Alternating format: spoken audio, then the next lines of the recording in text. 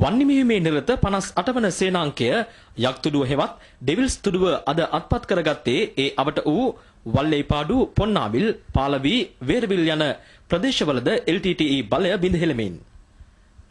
බටහිර මුහුදේ ප්‍රධානතම තුඩුවක් වූ යක්තුඩුව හෙවත් ඩෙවිල්ස් තුඩුව මෙරට විජයගමනයට පෙර සිටම පුරාවෘතවල කියවුණු නමක්.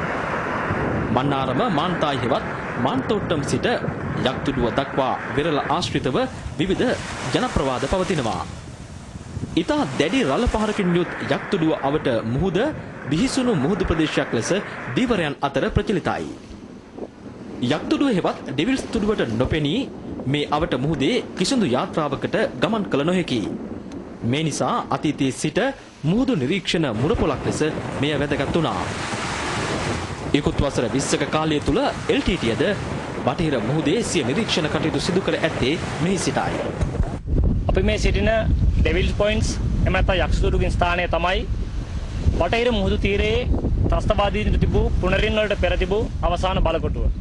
එම ස්ථානය අද ශ්‍රී ලංකා යුද හමුදාව විසින් සාර්ථකව අත්පත් කරගත්තා ත්‍රස්තවාදීන්ට දරුණු පරාජයක් අත් කර දෙමින්. ඩෙවිල්ස් තුඩුවේ සිට දීවරයන් ලෙස මුහුදට පැමිණ යාපනයට ගමන් කරමින් සිටි ආරක්ෂක හමුදා නෞකාවලට LTTE අවස්ථා කිහිපයකදීම ප්‍රහාර දියත් කළා. LTTE ආයුධ හා මුහුදු සැපයුම් ගොඩබෑමද බහුලව මෙහි සිදු වී තිබෙනවා.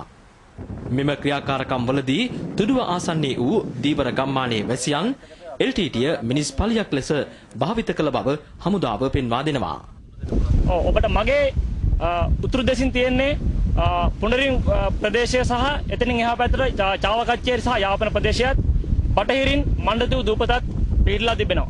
මෙම ස්ථානය ඊටම උපක්‍රමශීලී වැදගත් කිව්වේ ඒ නිසා. මෙම ස්ථානයේ සිට සම්පූර්ණ ශ්‍රී ලංකාවේ බටහිර මුහුදු තීරය නිරීක්ෂණ මධ්‍යස්ථානයක් විතර පැහැදිලිවම යොදා ගන්න පුළුවන් උපක්‍රමික වශයෙන් ඊටම වැදගත් වෙන්නේ ඒ නිසා.